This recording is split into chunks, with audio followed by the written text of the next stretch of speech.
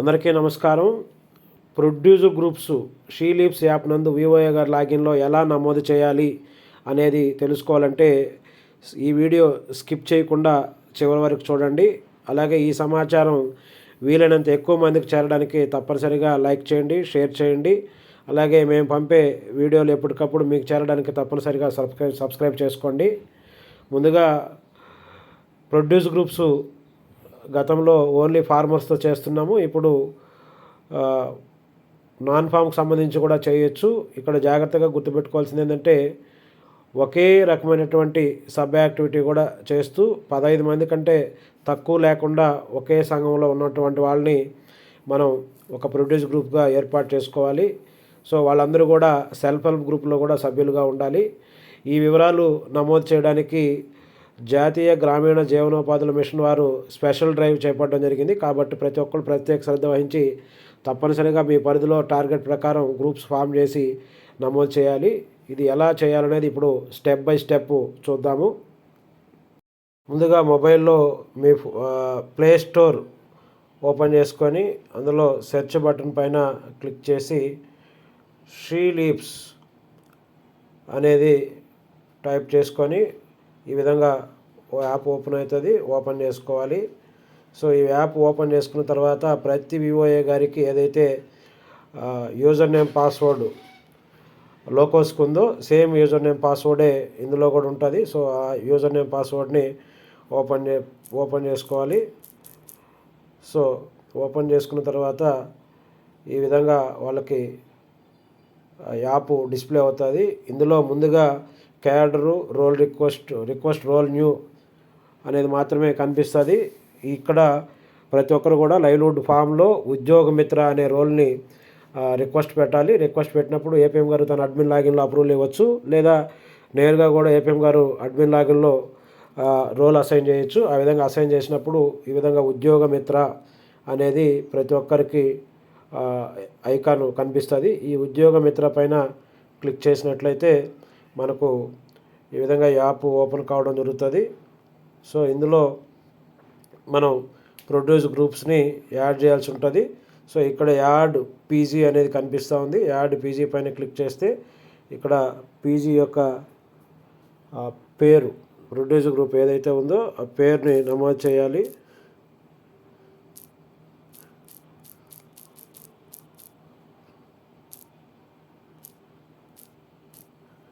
So అదే సంఘానికి సంబంధించి తెలుగులో కూడా నమోదు చేయాలి. అలాగే ఈ ఎఫ్పీజీ ఎక్కడ అసోసియేట్ అయిందనేది మీ మండలం సంబంధించిన వివరాలు నమోదు చేయాలి. అలాగే డేట్ ఆఫ్ ఫార్మేషను ఆ పీజీ ఎప్పుడు ఫామ్ అయిందనేది అడుగుతుంది. సో ఈ ఫార్మేషన్ డేట్ ఇక్కడ నమోదు చేయాలి.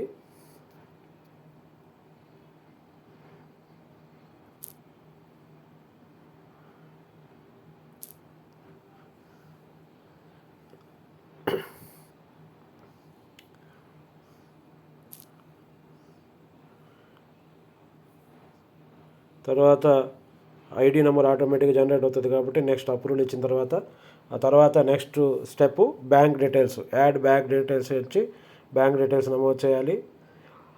బ్యాంక్ పాస్బుక్ ప్రకారం ఏ విధంగా పేరు ఉంది అనేది ఎంటర్ చేయాలి. బ్యాంక్ పాస్బుక్ దగ్గర పెట్టుకొని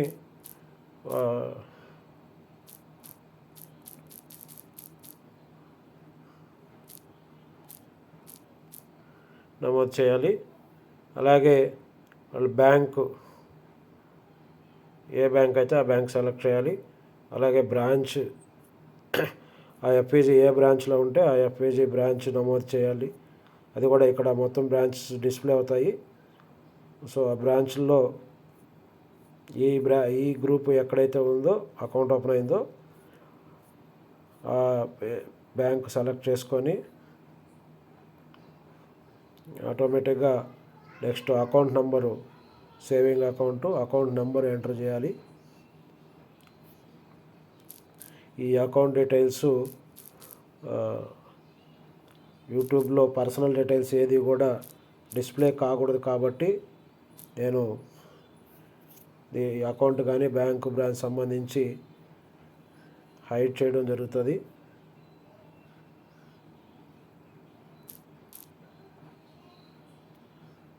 అకౌంట్ నంబరు, అలాగే బ్యాంకు అకౌంట్ ఓపెన్ చేసిన డేటు, ఆ గ్రూప్ సంబంధించిన పాస్బుక్ సెలెక్ట్ చేసి సేవ్ చేసేయాలి.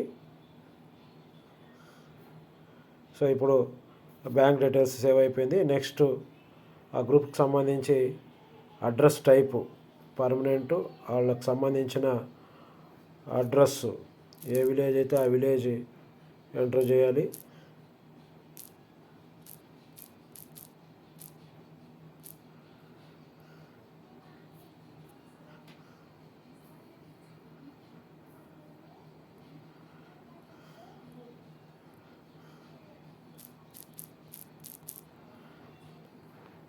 సో ఆ వివరాలు టైప్ చేసి నెక్స్ట్ డిస్ప్లేకి వెళ్తే అయిపోయింది. తర్వాత ఇప్పుడు యాడ్ ప్రోడక్ట్స్ డీటెయిల్స్ ఇప్పుడు నమోదు చేయాలి. ప్రోడక్ట్స్ వాళ్ళు ఏం చేస్తున్నారు అది సెలెక్ట్ కేటగిరీ.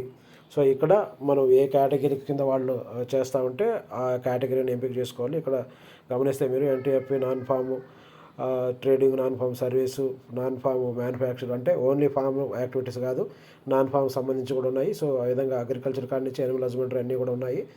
మీరు ఈ ఎఫ్ఈజీ ఏ యాక్టివిటీకి సంబంధించి అయితే ఆ యాక్టివిటీ ఎంపిక చేసుకోవాలి. అందులో కూడా సబ్ యాక్టివిటీ కూడా ఇక్కడ కనిపిస్తూ ఉంటాయి. ఏ యాక్టివిటీ అయితే ఈ సబ్ యాక్టివిటీల్లో కూడా అన్నీ కూడా వెరిఫై చేసుకొని కరెక్ట్ ఆ మెంబర్స్ చేస్తున్న యాక్టివిటీని చూస్ చేసుకోవాలి. సో వీళ్ళు ప్యాడీ కాబట్టి ప్యాడీకి సంబంధించి సబ్ యాక్టివిటీలో కూడా ప్రోడక్ట్ నేమ్ కూడా తీసుకోవడం జరిగింది. ఇది ప్రైమరీ ప్రోడక్ట్ అంటే ఎస్, వాల్యూ అడిషన్ను, కలెక్టివ్ మార్కెటింగ్. సో ఏది చేస్తుంటే వాళ్ళు అది చేయాలి. తర్వాత సేవ్ చేస్తే ఈ సమాచారం సేవ్ అయిపోతుంది. సో ఇంకా ఏదైనా ప్రోడక్ట్ కూడా వీళ్ళు సెకండ్ ప్రోడక్ట్ ఏదైనా ఉంటే కూడా చేస్తాం, అది కూడా యాడ్ చేయొచ్చు, లేకుంటే నెక్స్ట్ తీసుకోవాలి. సో యాడ్ కలెక్షన్ పాయింట్, ఇప్పుడు వీళ్ళు ఈ డేటా అంతా, ఈ ప్రోడక్ట్స్ అంతా కూడా ఎక్కడ కలెక్ట్ చేస్తున్నారు అనేది ప్రజెంట్ పెట్టాలి. సో ప్రస్తుతానికైతే ప్యాడీ రైతు సేవా కేంద్రాల్లో చేస్తున్నారు కాబట్టి నేను రైతు సేవా కేంద్రం అనేది నమోదు చేస్తున్నాను. అది ఎక్కడ అనేది వాళ్ళ యొక్క సచివాలయం కాబట్టి ఆ సచివాలయం పేరు నమోదు చేస్తున్నాను. అలాగే గ్రామ పంచాయతీ, అలాగే విలేజ్, అలాగే pin code.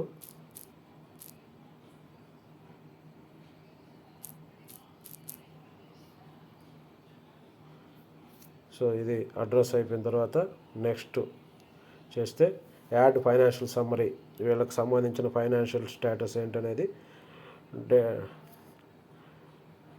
Date of bank balance taken, bank balance ఎప్పుడు తీసుకున్నాం అనేది ఒకసారి తీసుకుంటే, ఇప్పుడు ఈరోజు డేటా చేస్తున్నాం కాబట్టి ఈరోజుకి సంబంధించి జూన్ 30వ తేదీకి తీసుకున్నాము. సో క్యాష్ ఇన్ హ్యాండ్ ఎంత ఉందంటే 0, cash at balance, cost of balance stock అంటే 0,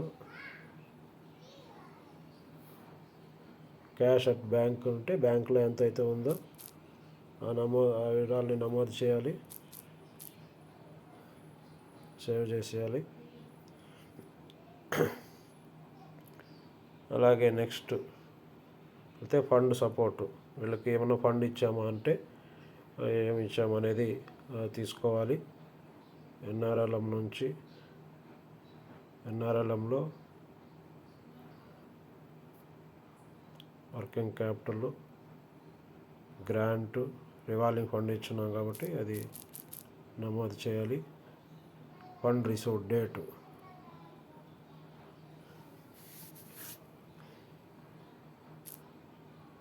రివాల్వింగ్ ఫండ్ ఎప్పుడు ఇచ్చామనేది నమోదు చేయాలి.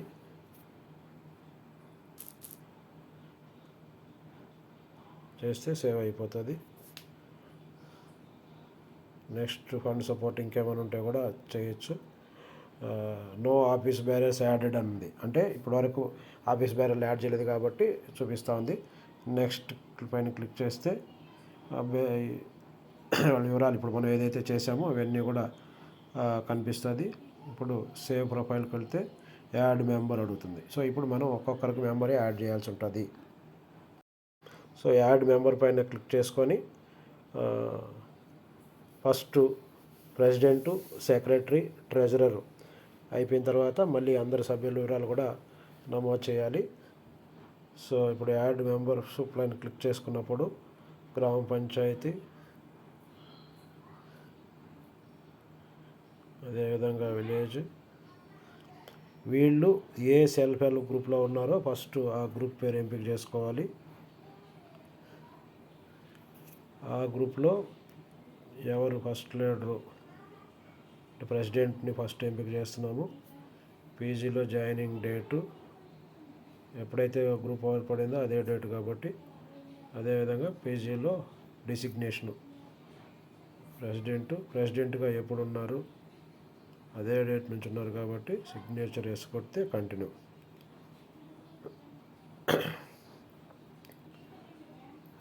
సో నెక్స్ట్ అడిషనల్ డీటెయిల్స్ ఇంకేమైనా ఉంటే కూడా యాడ్ చేయొచ్చు, లేదంటే సేవ్ మెంబర్ డీటెయిల్స్ అయిపోయింది. Next add new member, next add మళ్ళీ ప్లస్ గుర్తు.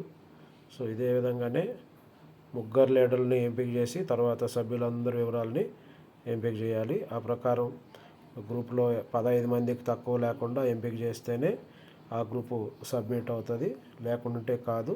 సో అందరి వివరాలను కూడా ఇదే విధంగా ఎంపిక చేయాలి కాబట్టి అందరి వివరాలని నేను రికార్డ్ చేయట్లేదు, ఎందుకంటే దానివల్ల ఎక్కువ టైం తీసుకుంటుంది. సో ఈ ప్రాసెస్ అయితే మీకు క్లారిటీ వచ్చింది అనుకుంటున్నాను. సో ప్రెసిడెంట్, సెక్రటరీ, ట్రెజరర్ అయిపోయిన తర్వాత మెంబర్స్ మాత్రం వస్తుంది. మెంబర్స్కి డిసిగ్నేషన్ అడగద్దు, డిసిగ్నేషన్ కానీ అలాగే సిగ్నేచర్ ఎస్ఆర్ నో అనేది కూడా అడగదు. సో మెంబర్ సెలెక్ట్ చేసుకుంటే అయిపోతుంది. సో ఈ ప్రకారం ప్రతి ఒక్కళ్ళ వివరాలు నమోదు చేయాలి. సో ఇలాగా మొత్తం సభ్యుల వివరాలని కంప్లీట్ చేసిన తర్వాత ఒకసారి మీరు గమనిస్తే ఇక్కడ 15 మంది సభ్యులు ఉన్నారా లేదో చూసుకొని ఇక్కడ వ్యూ ప్రొఫైల్ పైన క్లిక్ చేసుకొని ఒకసారి అవసరమైతే కంప్లీట్ ప్రొఫైల్ కూడా చెక్ చేసుకోవచ్చు. తర్వాత ఎస్ఎస్జి ఏదైతే పీజీ ఉందో పీజీ ఎదురుగా 3 డాట్స్ పైన క్లిక్ చేస్తే సబ్మిట్ ఫర్ అప్రూవల్ వస్తుంది. సో ప్రొఫైల్ సబ్మిట్ అయితే ఆటోమేటిక్గా పెండింగ్ వచ్చేస్తుంది. సో ఈ పెండింగ్ అన్నటువన్నీ కూడా ఏపీఎం గారు లాగిన్కి రావడం జరుగుతుంది. సో ఏపీఎం గారు ప్రొఫైల్ సెలెక్ట్ చేసుకొని అప్రూవల్ ఇచ్చేస్తే ఆటోమేటిక్గా పై సంఘాలు చూపించినట్టు అప్రూవల్లోకి వచ్చేస్తుంది. సో ఈ ప్రకారం ప్రతి విఓఏ గారు కూడా మీ టార్గెట్కు ఎన్నైతే ఉన్నాయో అన్ని పీజీలు ఇప్పటికే ఏర్పాటు చేసి ఉంటే వాటన్నిటిని నమోదు చేయాలి.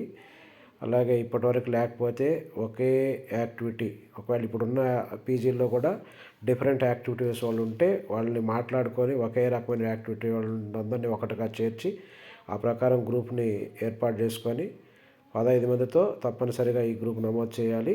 సో ఇది పూర్తిగా నాకు ఉన్నటువంటి పరిజ్ఞానం మేరకు తెలియజేసినటువంటి సమాచారం.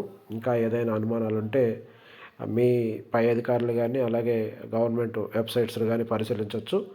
సో దీన్ని ప్రతి ఒక్కరు కూడా ఉపయోగించుకొని మ్యాక్సిమం మీ డేటా నమోదు చేస్తారని తెలియజేసుకుంటూ థ్యాంక్ యూ.